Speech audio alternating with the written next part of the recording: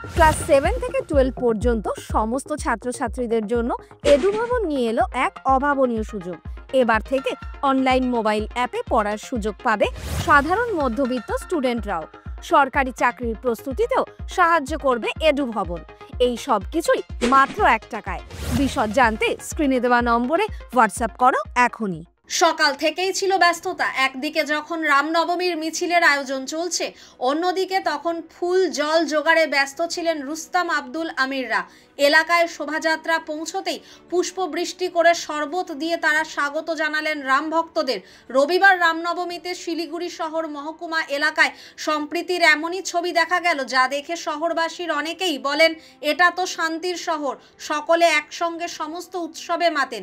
এদিন ফুলবাড়ি, চম্পাশাড়ি, হাসমিচক, বর্ধমান রোড, নকশালবাড়ি ছাড়াও বিভিন্ন জায়গায় সকাল থেকেই রামনবমীর শোভাযাত্রায় সামিল লোকেদের স্বাগত জানাতে রাস্তায় ছিলেন এলাকার মুসলিম বাসিন্দারা।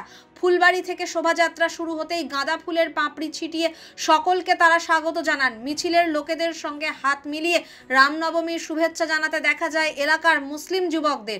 চম্পাশাড়ি মোড়ে রামনবমীর মিছিলে আসা লোকজনকে শরবত দেন এলাকার মুসলিম বাসিন্দারা। হাসমি চকেও কিছু মুসলিম যুবক ফুলের থালা হাতে রাস্তায় দাঁড়িয়েছিলেন।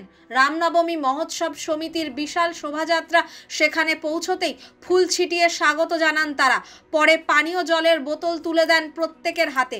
তাদের মধ্যে থাকা মোহাম্মদ রুস্তম বলেন, সম্প্রীতির শহর শিলিগুড়ি, এত গরমে সকলে হেঁটে আসছেন, তাদের জন্য জলের ব্যবস্থা করা হয়েছে যাতে কারো কোনো অসুবিধা না হয়, সে কারণে আমরাও দিনভর রাস্তায় থেকেছি। বর্ধমান রোডে সেখানকার মসজিদ কমিটির তরফেও রামনবমীর শোভাযাত্রায় আসা লোকজনকে জল ও শরবত দেওয়া হয়। মসজিদ কমিটির তরফে মোহাম্মদ অ্যান্থনি বলেন, প্রতি বছর আমরা রামনবমীর দিনে লোকজনকে জল শরবত দিয়ে থাকি। সব ধর্মের মানুষের সঙ্গে মিলে আমরা শান্তি সম্প্রীতিতে একসঙ্গে থাকি। ঈদেও হিন্দুরা আমাদের শুভেচ্ছা জানান। নকশালবাড়িতে মুসলিমদের তরফে মিষ্টিমুখ করানো হয়।